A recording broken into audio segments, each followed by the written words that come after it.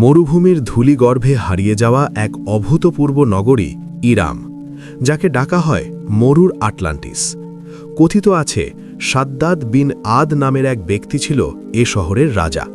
তার নির্দেশেই নির্মিত হয় ভূস্বর্গ। চলুন জেনে নিই আজ ইরাম নগরীর যত গল্প। অবাক করা ব্যাপার, কেবল উপকথার পাতাতেই নয়, ইসলামের পবিত্র গ্রন্থ কোরআনেও উল্লেখ আছে এ নগরীর। তুমি কি ভেবে দেখনি তোমার প্রতিপালক আদ জাতির ইরামে কি করেছিলেন? তাদের ছিল সুউচ্চ সব স্তম্ভ, যেমনটি পৃথিবী কোনোদিন দেখেনি আগে। সূরা ফাজর আয়াত 6 থেকে 8। কোরআনের ভেবে দেখনি কথা থেকে ধরে নেওয়াই যায় যে আরবরা ভালো করেই জানত ইরাম নগরীর কথা, সেটা উপকথাতেই হোক আর ধ্বংসস্তূপ দেখেই হোক। আমরা খুঁজে বের করতে চেষ্টা করব এ নগরী নিয়ে উপকথার ফাঁকে ফাঁকে হোক আর অন্যত্রই হোক কি কি বলা রয়েছে, আর কি কাহিনী বা জড়িত আছে এর সাথে। কথিত আছে হজরত নূহ আলাইসালামের পুত্র শামের বংশধরী আদ। ইবনে কাসির সহ একাধিক ইসলামী ঐতিহাসিকের মতে বংশ পরম্পরা এভাবে চলে: নূহ, শাম, ইরাম, উজ, আদ। অর্থাৎ আদ শামের প্রপৌত্র, সরাসরি পুত্র নন। তার পুত্র সাদ্দাদ আদ জাতির প্রতাপাশালী রাজা ছিল, যার স্বপ্ন ছিল দুনিয়াতে স্বর্গ নির্মাণ করা। ইসলামী বর্ণনা অনুযায়ী এ জাতির প্রতি পাঠানো হয় আরবীয় নবী হুদ আলাইসালামকে। কোরআনে তার নামে আলাদা সূরাই রয়েছে। বাইবেল বিশেষজ্ঞগণ আবার তাকে বাইবেলের ইবার বা আবির বলে মনে করেন, যিনি কিনা ইসমাইল আলাইসালাম এবং ইসহাক আলাইসালামের পূর্বপুরুষ ছিলেন। মজার ব্যাপার, এই ইবারের সাথে মিল পাওয়া যায় ইরামের অপর নামের, যেটি হল উবার। কোরআন বলছে আদ জাতির ইরাম নগরীর অবস্থান ছিল আল আহকাফে, যার মানে দাঁড়ায় ধূলিময় সমভূমি কিংবা প্রচুর বাতাস বয়ে যাওয়া পাহাড়ের কোলের মরু অঞ্চল। বিশেষজ্ঞদের মতে জায়গাটি আরব উপদ্বীপের দক্ষিণে, ইয়েমেনের পূর্বাঞ্চল বা ওমানের পশ্চিমাঞ্চলে। এ শহরকে ডাকা হয় ইরাম জাত আল ইমাদ নামে, অর্থ স্তম্ভের নগরী ইরাম, ইরাম অব দ্য পিলার্স। ৮০ দশকে নাসার স্যাটেলাইট চিত্র বিশ্লেষণের মাধ্যমে সেই অঞ্চলে প্রাচীন কাফেলা পথের সন্ধান মেলে, আর তার ভিত্তিতে ১৯৯২ সালে প্রত্নতত্ত্ববিদ ও গবেষকদের একটি দল সেখানে একটি ধ্বংসাবশেষ শনাক্ত করেন, যাকে উবার নগরী মনে করা হয়। ইবনে কাসিরের আল বিদায়া গ্রন্থ থেকে আমরা জানতে পারি আদ জাতি প্রতাপাশালী এবং ধনী ছিল, নির্মাণ করেছিল সুউচ্চ সব অট্টালিকা। তারা একসময় একেশ্বরবাদ বর্জন করে এবং মূর্তি পূজা শুরু করে। ইবনে কাসিরের বিবরণ অনুযায়ী তাদের ৩ উপাস্যের নাম ছিল সামাদ, সামুদ এবং হাবা, যদিও কোনো কোনো বর্ণনায় তৃতীয় উপাস্যটির নাম হারা বলেও উল্লেখ করা হয়েছে। হুদ আলাইসালাম অনেক দিন তাদের মাঝে একেশ্বরবাদ প্রচার করেন, আল্লাহর পথে ডাকেন, কিন্তু তারা না ফেরায় এক ঝড় তাদের ধ্বংস করে দেয়, আর সকালবেলা জনশূন্য ইরাম পড়ে থাকে। কোরআন ৪৬, ২৪ থেকে ২৫। তবে সাদ্দাদের উপকথা এ নগরী ধ্বংসের আগের ঘটনা। বলা হয় সাদ্দাদ আর তার ভাই সাদ্দিদ পালা করে ১০০০ আদ গোত্রের ওপর রাজত্ব করত। পুরো আরব আর ইরাকের রাজা ছিল সাদ্দাদ। এমনকি কিছু আরব লেখক বলে থাকেন যে সাদ্দাদের অভিযানের কারণে কানানের দেশান্তর হয়েছিল। সাদ্দাদের কাহিনী আলিফ লাইলা ওয়া লাইলা অর্থাৎ আরব রজনী গ্রন্থের ২৭৭ থেকে ২৭৯তম রাতে বলা হয়। উপকথা অনুযায়ী হুদ আলাইসালাম সাদ্দাদকে পরকালের বেহেশতের প্রতিশ্রুতি দেন, কিন্তু সাদ্দাদ বলল সে নিজে বেহেশত বানাবে দুনিয়াতেই, লাগবে না তার পরকালের বেহেশত। এরপর ইয়েমেনের আদানের কাছে এক বিশাল এলাকা জুড়ে সাদ্দাদের বেহেশত নির্মাণ শুরু হয়। প্রাচীর দেওয়ালগুলো ৭৫০ ফুট উঁচু ছিল আর প্রস্থে ৩০ ফুট। চারদিকে ৪টি ফটক, ভেতরে ৩ লক্ষ প্রাসাদ বাড়ির কথা বর্ণিত আছে। উপকথা অনুযায়ী যার নির্মাণ কাজ শেষ হয় ৫০০ বছরে। আল বাইজাউই থেকে আমরা আবদুল্লাহ ইবনে কিলাবার বর্ণনা করা একটা ঘটনা জানতে পারি। তিনি ইয়েমেনের আদানে এক আরবের দেখা পেয়েছিলেন, যিনি কিনা হাদ্রামুতের পশ্চিমে মরুভূমির গহনে এক রহস্যময় শহরের দেখা পেয়েছিলেন, যা ইরাম নগরীর বর্ণনার সাথে মিলে যায়। অন্য বর্ণনায় আবদুল্লাহ নিজেই সেই শহরে যান, সেখান থেকে জহরত নিয়ে আসেন। এ অভিযানের কথা তখনকার খালিফা মুয়াবিয়ার কানে পৌঁছায়। নিজের অভিযানের সত্যতা প্রমাণের জন্য তিনি খালিফাকে ইরামের কিছু মুক্ত দেখান, যেগুলো এখন হলুদ হয়ে গেছে, হারিয়েছে তার সৌন্দর্য। খালিফা তখন সাহাবী কাব আল আহবার রাকে জিজ্ঞেস করেন এ শহরের কথা। তিনি তখন উপকথার কাহিনীগুলো বর্ণনা করেন। তবে কোরআন বা মহানবী মোহাম্মদ সাল্লাল্লাহু আলাইহি ওয়াসাল্লামের কোনো কথায় সাদ্দাদের বেহেশতের কোনো কাহিনী পাওয়া যায় না, তাই এর নিশ্চয়তাও দেওয়া যায় না। সাদ্দিদ বা সিদ্দিদ মারা যাওয়ার পর সাদ্দাদ বেহেশতের বর্ণনা পড়ে নানা বইতে। কাহিনীর সেই সংস্করণে হুদ আলাইসালাম তাকে বেহেশতের কথা বলেননি এবং সেই থেকে তার ইচ্ছে হয় বেহেশত বানানোর। তাহের সূরাটির কাসাসুল আম্বিয়া গ্রন্থেও এ উপকথার কাহিনী উল্লেখ করা হয়েছে। সংক্ষেপে পুরো কাহিনী শুনে নেওয়া যাক তবে। রাজা আদের মৃত্যুর পর তার বড় ছেলে শাদীদ রাজা হয়। 700 বছর পর্যন্ত চলে তার রাজত্ব। খুবই কড়া এবং ন্যায়পরায়ণ ছিল তার শাসন। একবার এক লোক জমি কিনল প্রতিবেশীর কাছ থেকে। পরে কৃষিকাজ করতে গিয়ে গুপ্তধন আবিষ্কার করল মাটির নিচে। সে সাথে সাথে গিয়ে প্রতিবেশীকে সে গুপ্তধন দিতে গেল, কিন্তু প্রতিবেশী নিল না। তার মতে সে যখন বিক্রি করেছে সবকিছু সহই করেছে। যোগ্য ফয়সলার জন্য তখন প্রথমজন বাদশাহ শাদীদের কাছে যায়। শাদীদ তখন 2 পরিবারের পুত্র আর কন্যার মাঝে বিয়ে দিয়ে দেন এবং সে গুপ্তধন ভাগ করে দেন 2 পরিবারের মাঝে। হুদ আলাইহিসসালাম চেষ্টা করেও অবশ্য পৌত্তলিক শাদীদকে আল্লাহর পথে আনতে পারেননি। তার মৃত্যুর পর উজির শাদ্দাদ রাজা হয়। হ্যাঁ, এই সংস্করণে তারা পালা করে শাসন করেনি, বরং ছোট ভাই উজির বা মন্ত্রী ছিল। রাজা হওয়ার পর তার কাছেও হুদ আলাইহিসসালাম গিয়ে বেহেশতের কথা বললেন। তখন শাদ্দাদ বলল, তোমার প্রতিপালকের বেহেশতের কোনো দরকার আমার নেই। এরকম একটি বেহেশত আমি নিজেই বানিয়ে নেব। শাদ্দাদ তার ভাগ্নে জোহাক তাজিরের কাছে দূত পাঠালো। জোহাক তখন পাশের এক বিশাল সাম্রাজ্যের রাজা। দূত মারফত শাদ্দাদ বলল, ভাগ্নে, তোমার রাজ্যে যত সোনারূপা আর মূল্যবান জহরত আছে সব সংগ্রহ করে আমার দরবারে পাঠিয়ে দেবে। যত মেশক আম্বর আর জাফরানাদি আছে সেগুলো।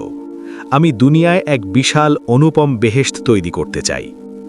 আশপাশের অনুগত রাজাদেরও শাদ্দাদ একই নির্দেশ দিল, আর নিজের সকল প্রজার ক্ষেত্রেও একই নির্দেশ ছিল। কারো কাছে কোনো জহরত পাওয়া গেলে তার ভাগ্যে আছে কঠিন শাস্তি। তল্লাশিও চলত নিয়মিত। এক একে জহরতে ভরে যেতে লাগলো শাদ্দাদের দরবার। বেহেশতের স্থান বাছাইয়ের জন্য অনেক লোক নিয়োগ করা হলো। অবশেষে ইয়েমেনের একটি স্থানকে পছন্দ করা হলো। আয়তন ছিল 140 ক্রোশ। দেশ বিদেশ থেকে আসা 3000 সুদক্ষ কারিগর কাজ শুরু করল। এক দরিদ্র বিধবা বৃদ্ধার নাবালিকা মেয়ের গলায় 4 আনা রূপার একটি অলংকার ছিল। এক তালাশকারীর চোখে সেটা পড়ে যায়, সে ছিনিয়ে নেয় সেটি। দুঃখিনী মেয়েটি ধুলোয় গড়াগড়ি দিয়ে কাঁদতে থাকে। সেই দৃশ্য দেখে সেই বৃদ্ধা 2 হাত তুলে ফরিয়াদ করে, হে আমার প্রতিপালক, তুমি সবই অবগত। দুঃখিনীর প্রতি জালিম শাদ্দাদের অত্যাচারের দৃশ্য তোমার অদেখা নয়। তুমি ছাড়া আমাদের ফরিয়াদ শোনার কেউ নেই। তুমি শাদ্দাদকে ধ্বংস করে তোমার দুর্বল বান্দাকে রক্ষা করো। ওদিকে বেহেশত বানাবার কাজ চলছে পুরো দমে। 40 গজ নিচ থেকে মরমর পাথর দিয়ে বেহেশতের প্রাসাদের ভিত্তি স্থাপন করা হলো, আর তার উপর সোনা রূপা নির্মিত ইট দিয়ে প্রাচীর বানানো হলো। বর্ণিত আছে কৃত্রিম গাছও শাদ্দাদ বানায়, যার শাখা প্রশাখাগুলো ছিল ইয়াকুত পাথরের, আর পাতাগুলো নির্মিত হয়েছিল সাঙ্গে জাবারজাদ দিয়ে, আর ফল হিসেবে ঝুলছিল মণি মুক্তা আর হীরা জহরত। মেঝে ছিল চুন্নি পান্নার মতো মূল্যবান পাথরের, সাথে মেশকের ঘ্রাণ। স্থানে স্থানে ঝর্ণাধারা ছিল দুধ, মদ আর মধুর, আর চেয়ার টেবিল ছিল লক্ষাধিক, সবই সোনার তৈরি। মোট কথা এলাহি কাণ্ড, মনোহরী এক দৃশ্য। নির্মাণ কাজ শেষ হলে সে বেহেশতের ফটক দিয়ে ঢুকবার জন্য হাজার হাজার সেনা নিয়ে অগ্রসর হল শাদ্দাদ। 3000 গজ দূরে এসে তার বাহিনী অবস্থান নিল। এমন সময় অদ্ভুত এক হরিণের দিকে তার নজর পড়ল। দেখে মনে হচ্ছিল হরিণের পাগুলো রূপার, শিং সোনার, আর চোখে ইয়াকুত পাথরের। শাদ্দাদের শিকারের নেশা ছিল। বাহিনীকে থামতে বলে নিজেই রওনা দিল হরিণটি ধরবার জন্য। কিন্তু হরিণের দেখা আর মেলেনি। এক বিকট অশ্বারোহী তার পথ রোধ করে দাঁড়াল, যেই না শাদ্দাদ তার বাহিনীর কাছ থেকে সরে এলো। অশ্বারোহী বললেন, এই সুরম্য প্রাসাদ কি তোমাকে নিরাপদ রাখবে? শাদ্দাদ জিজ্ঞেস করল, তুমি কে? আমি মালাকুল মাউত, মৃত্যুর ফেরেশতা। তুমি এখানে কি চাও? এখনো বোঝনি? আমি তোমার জান কবজ করতে এসেছি। শাদ্দাদ নিষ্পলক চোখে তাকিয়ে রইল। তার স্বপ্ন পূরণ না করেই চলে যেতে হবে? আমাকে অন্তত একবার আমার পরম সাধের বেহেশত দেখতে দাও। আজরাইল আলাইহিস সালাম বললেন, আল্লাহর অনুমতি ছাড়া এক মুহূর্ত বাড়তি সময়ও তোমাকে দিতে পারি না। আমার উপর নির্দেশ এক্ষুনি তোমার জান কবজ করার। তাহলে ঘোড়া থেকে নামি আমি? না, ঘোড়াতে থাকা অবস্থাতেই তোমার জান কবজ করতে হবে আমার। শাদ্দাদ এক পা মাটিতে রাখতে গেল, কিন্তু সেটি মাটি স্পর্শ করবার আগেই আজরাইল আলাইহিসসালাম দেহপিঞ্জর থেকে আত্মা বের করে নিলেন। আর জিব্রাইল আলাইহিসসালাম প্রকাণ্ড এক শব্দ করলেন, যাতে মারা গেল উপস্থিত সেনাবাহিনী, আর অসংখ্য ফেরেশতা এসে ধ্বংস করে দিয়ে গেল দুনিয়ার বেহেশত, পড়ে রইল ধ্বংসস্তূপ। কাসাসুল আম্বিয়া গ্রন্থে বলা হয়েছে, শাদ্দাদের বেহেশত কেয়ামতের আগে কখনোই আত্মপ্রকাশ করবে না, অর্থাৎ খুঁজে পাওয়া যাবে না। উপকথায় তাই বলা হয়। আরও বলা আছে, কাব রাজি নাকি বলেছিলেন, তিনি রাসূল থেকে শুনেছিলেন, আব্দুল্লাহ নামক এক ব্যক্তি শাদ্দাদের বেহেশতের কিছু নিদর্শন দেখতে পাবে কেবল। খলিফা মুয়াবিয়ার নিকট আসা সেই ব্যক্তির নাম ছিল আব্দুল্লাহ বিন কিলাবা। তবে প্রসঙ্গত উল্লেখ্য, রাসূলের সহি হাদিস এ ব্যাপারে পাওয়া যায় না। এ বইয়ে বলা আরেকটা গল্প এমন। একবার আল্লাহ মৃত্যুর ফেরেশতা আজরাইলকে বললেন, আজরাইল, তুমি তো অনেক আত্মা কবজ করেছ। কারো প্রাণ নিতে গিয়ে কি তোমার মনে করুণার উদ্রেক হয়েছিল? কারো প্রতি দয়া দেখিয়েছ? আজরাইল আলাইহিসসালাম বললেন, জান কবজের সময় সকলের প্রতি করুণা হয়, কিন্তু আপনার আদেশই চূড়ান্ত। আল্লাহ বললেন, তবে কোন আত্মাহরণের সময় তুমি সবচেয়ে বেশি করুণা অনুভব করেছিলে? তখন আজরাইল বললেন, একবার আদেশ হয়েছিল ধ্বংসপ্রাপ্ত নৌকার যাত্রীদের জান কবজের। নৌকা ডোবার পর সকলেই মারা গেল, কিন্তু নৌকার একটি তক্তা আপনার নির্দেশে একটি গর্ভবতী মহিলাকে বাঁচিয়েছিল। ফেরেশতারা তক্তার উপরের সে মহিলাকে একটি দ্বীপে পৌঁছে দিল স্রোতের সাহায্যে। সেখানে এক পুত্র সন্তানের জন্ম দিল সে। নবজাত শিশুটিকে দেখে মহিলাটি সব দুঃখ ভুলে গেল। তখনই আমি নির্দেশ পেলাম, এ নারীর জান কবজ করতে হবে, আর নবজাত শিশুটিকে তার পাশেই রেখে যেতে হবে জীবিত। তখন আমি কেঁদেছিলাম, এ শিশুটির কি হবে? তার তো মৃত্যু ছাড়া আর গতি নেই, কোনো পশু তাকে খেয়ে ফেলবে। দ্বিতীয়বার আমার দয়ার উদ্রেক হয়েছিল শাদ্দাদের প্রতি। শাদ্দাদ এত বছর চেষ্টা করে তার প্রাসাদ তৈরি করল, অথচ সে তা এক নজর দেখা হতে বঞ্চিত রয়ে গেল। আফসোস নিয়ে তাকে দুনিয়া থেকে বিদায় নিতে হয়েছে। আল্লাহ বললেন, আজরাইল, সে শিশুটিই ছিল শাদ্দাদ। তার মায়ের মৃত্যুর পর আমি গ্রীষ্ম ও শীতের দ্বারা তাকে কষ্ট দেইনি।